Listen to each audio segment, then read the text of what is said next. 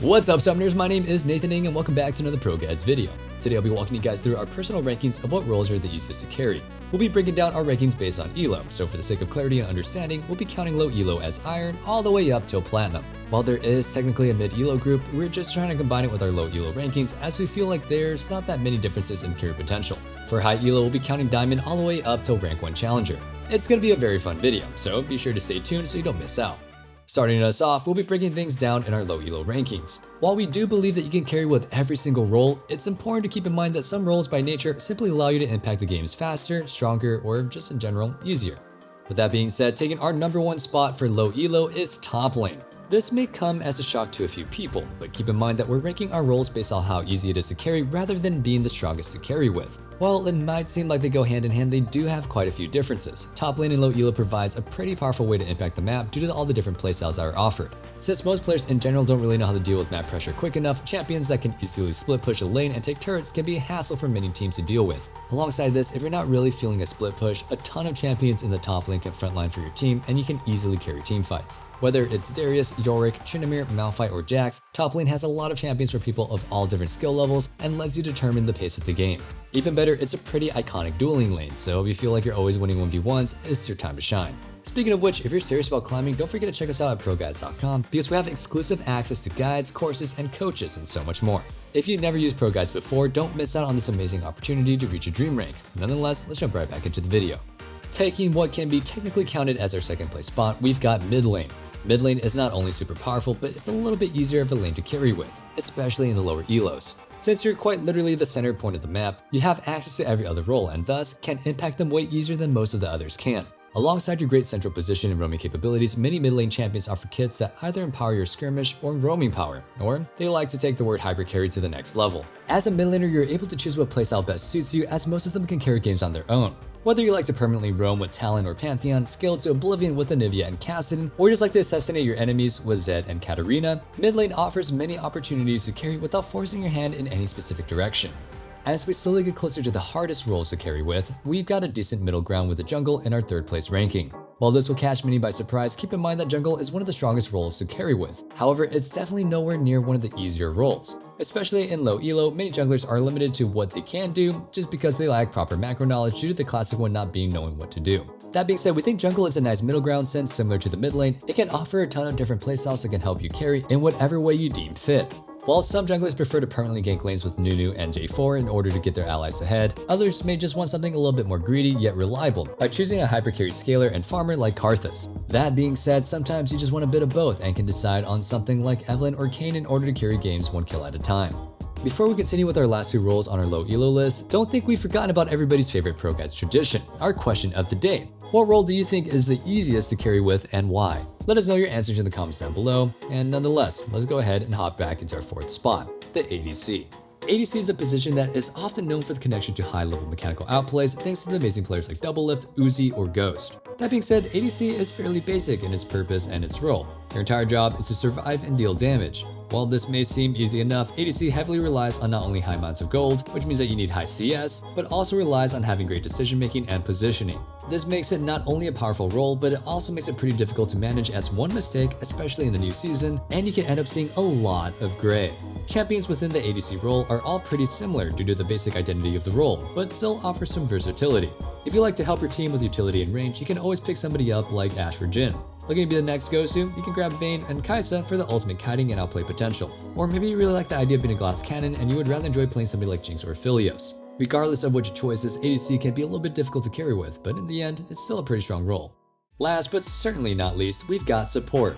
Oh boy, support is a role that holds a ton of power in the right hands. As seen through players like Aphromoo or Madlife, there's a lot of potential for support players to carry their teams through hard CC, peel, and vision control. For our low elo grouping, we have support here because at times it can be hard to carry your team without dealing too much damage. This only gets worse the further you go down the ladder, as more and more players will have no idea exactly what they're doing with their game and their information that you can provide through proper wardings and pings. While there may not always be a ton of skill expression in the support role, it's pretty versatile and offers a lot of different champions that can offer a fun and enjoyable experience. Whether you like frontline with Alistar and power your allies with Lulu, burst your enemies down with Zyra, or have a mix of both with somebody like Set, support has got you covered, but do you have them covered?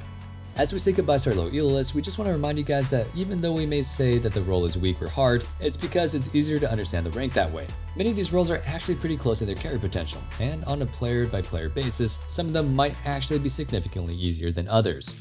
Nonetheless, let's start things off our high elo list with the jungle taking our first spot, being as the easiest as well as the strongest role to carry with. While jungle itself is an extremely difficult role in many cases, in high elo, their fast-paced decision-making and high-tempo gameplay keeps everybody on their toes. Since junglers in this elo further understand how to carry through macro plays and decision-making, the role only becomes easier to carry with as they're able to impact the map in more ways than one. One of the easiest ways to break down how jungle functions here is a simple statement. All laners only have one jungle to play around, whereas a jungler has 3 lanes to play around. This means as a jungler, if one of your lanes aren't doing too hot, you can invest a lot more in your winning lanes and help them carry through there instead. All in all, the champion pool stays relatively the same, but you'll see more skirmish-heavy junglers with fast clears as they go up the ladder.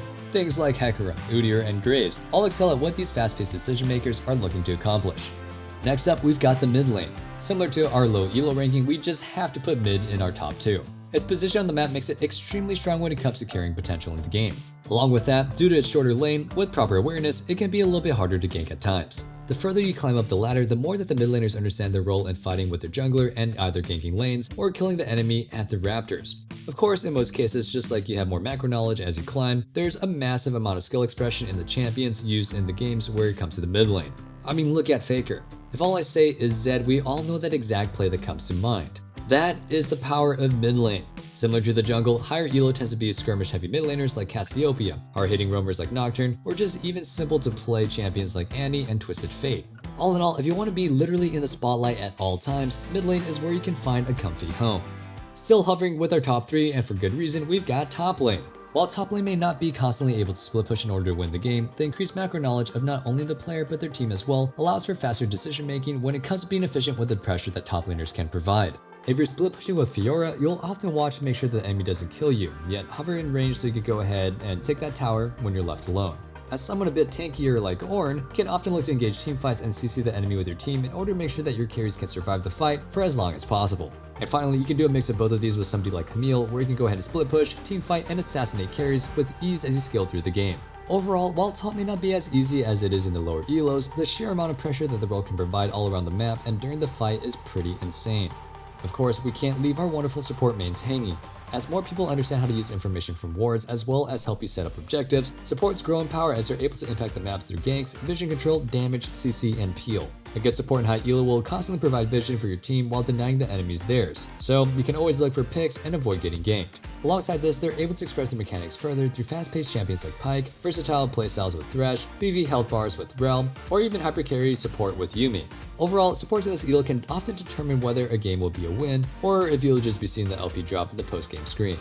Last but definitely not least, we've got the ADC, which, I mean, there's only 5 roles, you guys saw this one coming. Keep in mind that in our higher elo list, a lot of these roles are becoming increasingly closer in how easy they are to carry with, as well as how powerful they can be. Higher ranking ADCs may not fall under the same traps that those in the lower elo do, but while ADC at this level are able to effectively farm in position with how quickly games go by, they're still not able to hit their power spikes as often. Combine this with the enemy having a better skill set to kill you and the likelihood that you're not going to do it with your support, you've probably got yourself in a pretty bad spot to carry. That being said, the role is extremely powerful when it comes to carrying. The issue is, it can be very difficult at times. Similar to the champions on our other list, you'll often see a lot of skill expressive champions like Samira, Kai'Sa, Vayne, Aphelios, and even a few Caitlyn players. Regardless, that pretty much sums up our video. If you don't agree with some of these on the list, please let us know what your thoughts are in the comments down below. Remember, these lists are made by our analysts, and they all have their own opinion, but so do you. Don't forget to join our ProGuides family at ProGuides.com or through our Discord with the link down below. We offer exclusive giveaways and classes that you won't catch anywhere else, so stay tuned. Nonetheless, thank you guys so much for watching, and don't forget to like, comment, and subscribe. We'll see you guys in the next video. Don't forget to stay safe, stay healthy, and have a wonderful day. Peace.